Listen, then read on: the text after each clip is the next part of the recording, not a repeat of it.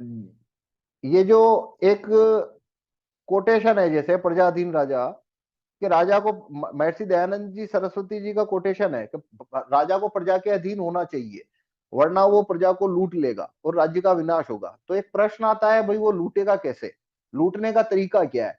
तो उसमें जो एक कॉमन मेथड है, सबसे एफिशिएंट मेथड होता है, वो होता है टैक्स सिस्टम। सरकार लूटती कैसे है? टैक्स लगा के। और टैक्स जितना अन्यायपूर्ण होगा, लूट उतनी ज्यादा हो जाती है।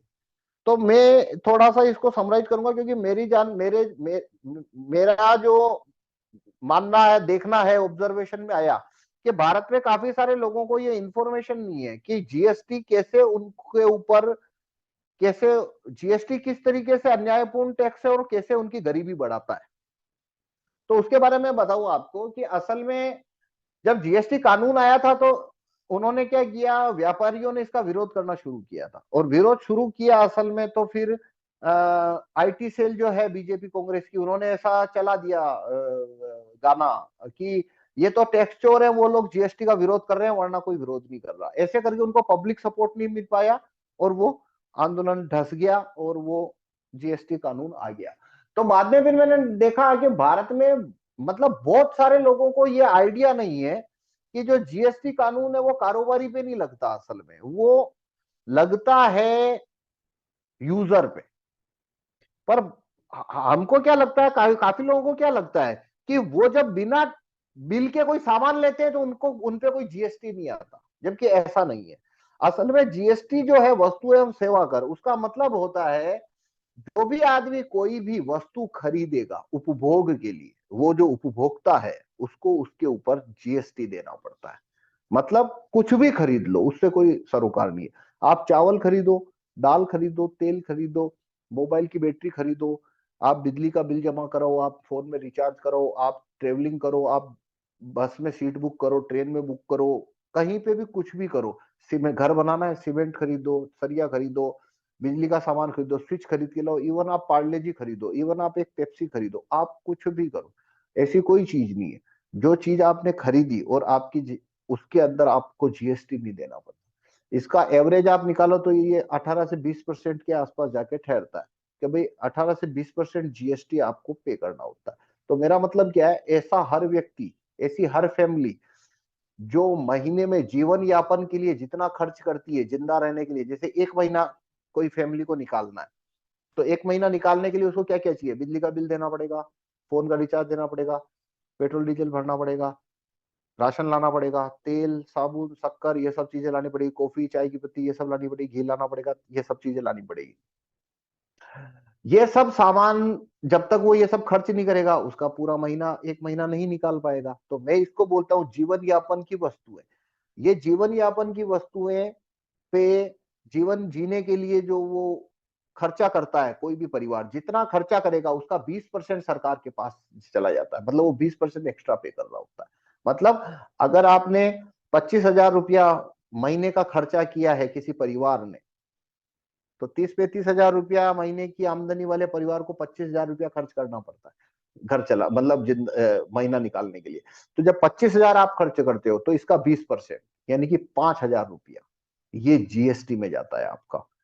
चाहे आप बिल लो चाहे मत लो, अगर जीएसटी नहीं होता, नहीं होगा या नहीं था, नहीं होता या नहीं था, तो उस केस के अंदर इसमें ये 20% आपके कम हो जाते हैं। जैसे एक दो छोटे छोटे एग्जाम्पल देता हूँ।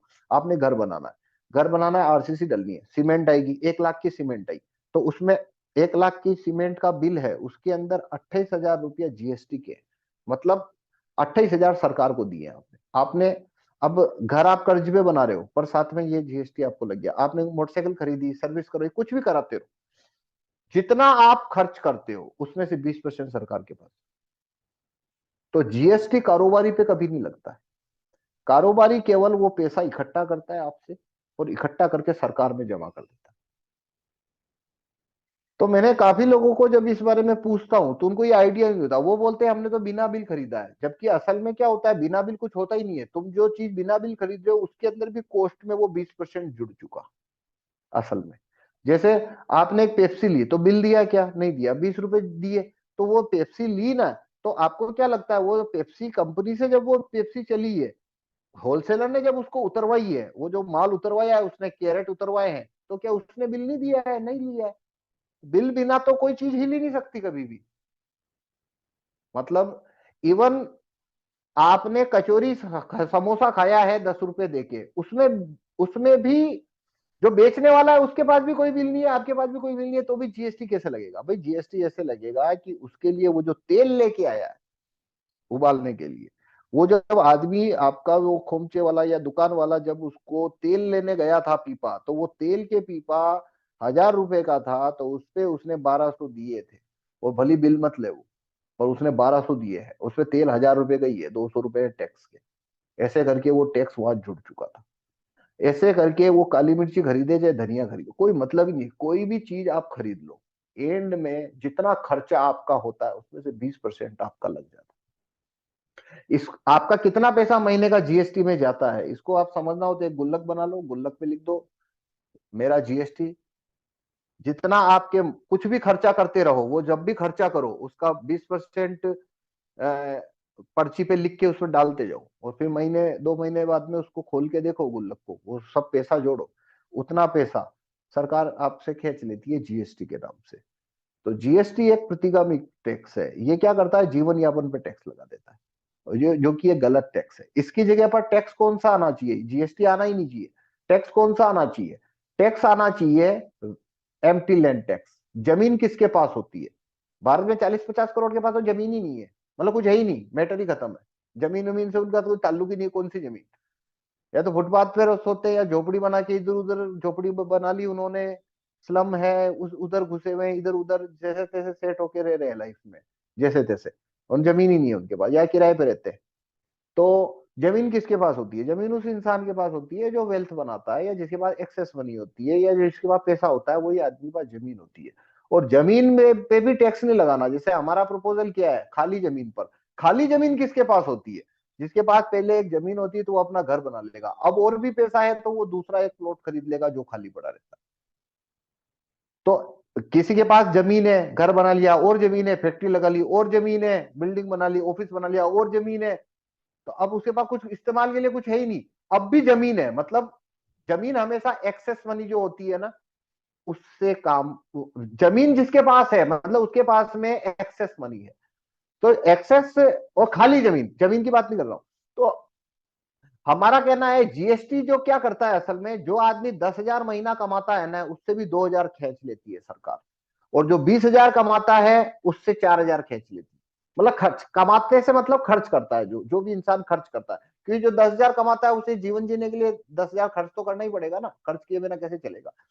तो वहां से वो पैसा खींच लेती है। तो इसके जगह पर रिक्त भूमि कर आना चाहिए। रिक्त भूमि कर से मतलब है, यदि किसी व्यक्ति के पास खाली जमीन पड़ी है तो उसके ऊपर वो बाजार से 1% की दर से टैक्स देगा, साल में एक बार केवल। तो ये एक न्यायपूर्ण टैक्स हुआ। इसमें क्या होगा? जो लोगों के पास जमीन ही नहीं है, जो जीवन यापन के लिए तेल राशन लाने के लिए संघर्ष कर रहे हैं, मजदूरी कर रहे हैं, लो पे स्केल पे काम कर रहे हैं, वो सब लोगों को पहले से ही कड़की है, पहले से ही गरीबी है, और उनका 20% सरकार खींच लेती है। और वेल्थ और जो एक्स्ट्रा जमीन लेके बैठा उसके ऊपर कोई टैक्स ही नहीं लगा रखा उसने। तो ये एक अन्यायपूर्ण टैक्स व्यवस्था हो गई। इसको मैं बोलता हूं ये है लूट। राजा प्रजा के अधीन नहीं होता है तो ये इस टाइप का टैक्स लगा के पूरे भारत के lower class, lower class, below lower class और मिडिल क्लास की कमाई का 20% हिस्सा, कमाई का से मतलब खर्चे का 20% हिस्सा सरकार खींचती रहती महीने के महीने। ये ऐसा कोड़ा है जो रोज गिरता है आपके ऊपर। आप कुछ भी खरीदो 20% कट गए, कुछ भी खरीदो 20% कट गया। जो खरीदते जाओगे 20% करता जाएगा भले आप पे कितना ही कर्जा चल रहा है, उससे कोई मतलब ही नहीं। इसकी जगह पर रिक्त भूमि कर आना चाहिए। जैसे ये अभी हमने ये कैंपेन मटेरियल छपवाया, जीएसटी हटाओ रिक्त भूमि कर लाओ मेरी मांग। तो अभी शॉप्स पे, घरों पे, वाहनों पे इसको लगाना है हमको, और आपको भी लगाना चाहिए। ऐसा प्रिंट आउट आप निकाल सकते हो कंप्यूटर से। तो रिक्त भूमि कर, तो अब देखो रिक्त भूमि जमीन पे टैक्स, खाली जमीन पे टैक्स लगाने से बदलाव किस लेवल का आएगा वो मैं बता देता हूँ आपको, ताकि आपको आइडिया हो जाएगा। जो पूरी मुंबई है, उस मुंबई के बीच में 20% लैंड है जो खाली पड़ी है, वो गोदरेज के पास है। ये जमीन उसको कोरे दे के गए थे 46 में। 1946 से वो पूरी मुंबई की 20% रहने लायक हैबिटेबल लैंड है वो मुंबई के बीच में। वो टैक्स कितना देता है गोदरेज उसके ऊपर? 0 रुपए। पूरी जमीन खाली पड़ी है, उसने वाल बना के, कंपाउंड वाल बना के दाब के रख रखी, क्योंकि पैसे की जरूरत ही नहीं, इतना पैसा, इतनी जमीन है पहले से ही। तो रखो, जमीन रखो, आप, कोई प्रॉब्लम नहीं है, पर सरकार को टैक्स कितना देते हो? 0। और वहां धारावी और स्लम के अंदर जो फुटपाथ पे लोग सो रहे हैं ना, मुंबई में फुटपाथ पे, वो फुटपाथ पे रहने वाला आदमी जिसको 100 रुपए आज नहीं मिले तो शाम को क्या खाएगा पता नहीं है, वो जो 100 रुपए कमा के लाया है, उसका राशन खरीदने जाता है तो 20 रुपए सबसे ले लिए उससे। और ऐसा उसने वो 1.5 करोड़ लोगों के साथ कर रखा है। और जो आधी 20% मुंबई को दबा के बैठा है जमीन में, उससे एक भी रुपया टैक्स नहीं ले रही सरकार। मतलब अंतर देखो अब टैक्स का, ये इस तरीके का लूटने का सिस्टम ये है। अब रिक्त भूमि कर आएगा तो क्या होगा? उसको टैक्स देना पड़ेगा 1% गोदरेज को। और अगर वो उसको एक उस वही 20% मुंबई दाब के बैठा है, उसको अगर टैक्स देना पड़े 1% मार्केट रेट से, तो मतलब वो बैंकरप्ट हो जाएगा। वो जमीन उस एक भी साल पे वो टैक्स नहीं दे सकता, क्योंकि टैक्स ही हजारों करोड़ में बढ़ जाएगा उसका, क्योंकि वो कई लाख करोड़ की जमीन है असल में। तो उसके बाद एक ही तरीका है, उसका इस्तेमाल करना शुरू करें। तो वो इस्तेमाल करना शुरू, मतलब रिक्त भूमि कर में क्या है, जो जमीन इस्तेमाल में आ रही है उस पर टैक्स नहीं लगेगा। आप जिस घर में रहते हो उस पर टैक्स नहीं लगेगा, जहाँ खेती कर रहे हो उस पर टैक्स नहीं लगेगा, आपके पास में दुकान है उस पर टैक्स नहीं लगेगा, जो खाली जमीन है उस पर टैक्स आएगा। पर खाली जमीन पे भी आने से कितना बड़ा चेंज आएगा वो बता रहा हूं मैं आपको, कि मुंबई के अंदर 20% जमीन है, अब उसको खाली तो रख नहीं सकता क्योंकि उस पर टैक्स देना है। तो उसके ऊपर उसको बाजार में डालनी पड़ेगी, उसको उसमें कॉम्प्लेक्स बनाने पड़ेंगे, या उसको बेचनी पड़ेगी टुकड़ों में काट काट के, या उसको सोसाइटी बनानी पड़ेगी, फ्लैट बनाने पड़ेंगे, कुछ ना कुछ तो करना ही पड़ेगा। तो मैंने इसका इसका कैलकुलेशन किया था, उसकी जो जमीन है उसको अगर वो उसकी 40% जमीन, 40% जमीन पे अगर वो 5 माला बिल्डिंग्स बनाए, अपार्टमेंट बनाए, अगर वो 40% जमीन पे केवल 5 माले बनाए, तो 15 लाख फ्लैट बनते हैं 2 BHK के। 15 लाख फ्लैट 2 BHK के। उसका मतलब है मुंबई में जो फ्लैट आज 20 लाख का है, 15 लाख की सप्लाई आने का मतलब होता है